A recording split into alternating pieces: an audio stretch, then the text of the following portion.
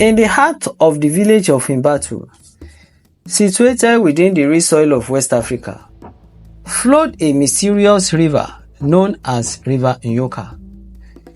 This river's water sparkled in the sunlight, a ribbon of liquid silver winding its way through the village.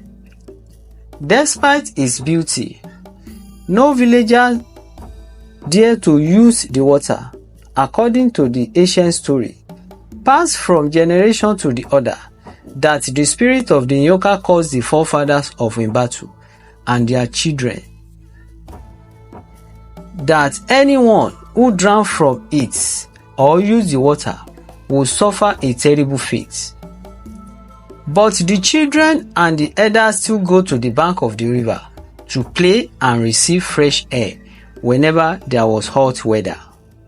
The people always said jokingly that Elder Kofi told them that the river said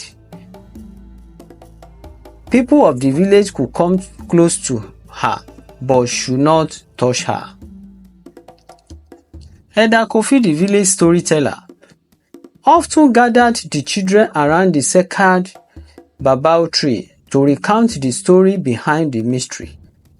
He spoke of a time many generations ago, when the forefathers had angered the river spirits by polluting the Nyoka with bloodshed and greed. In their wrath, the spirit placed a curse upon the river, vowing that anyone who used the water would bring calamity upon themselves and the village. This had continued for many generations. They had looked for solutions many times to no avail. Then they had accepted their fate. The villagers of Mbattu had learned to live without the river, drawing water from distant wells and rely on the seasonal rain for their crops. The Nyoka flowed silently through their lives, a constant reminder of their forefathers' mistake. The villagers had grown accustomed to the presence, viewing it as a beautiful yet untouchable entity. One day, a young woman named Ama arrived in Mbattu. She was a stranger, having come from a long distance village to marry Kofi's grandson, Nkwame.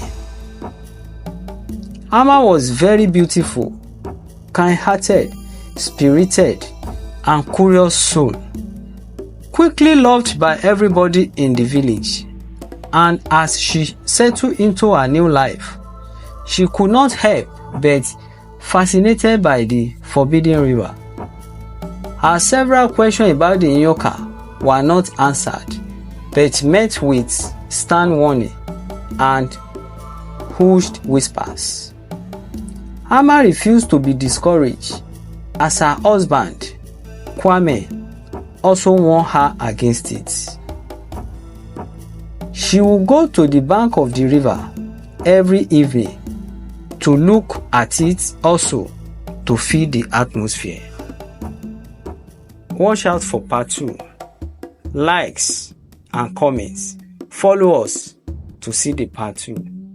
Thank you. Bye.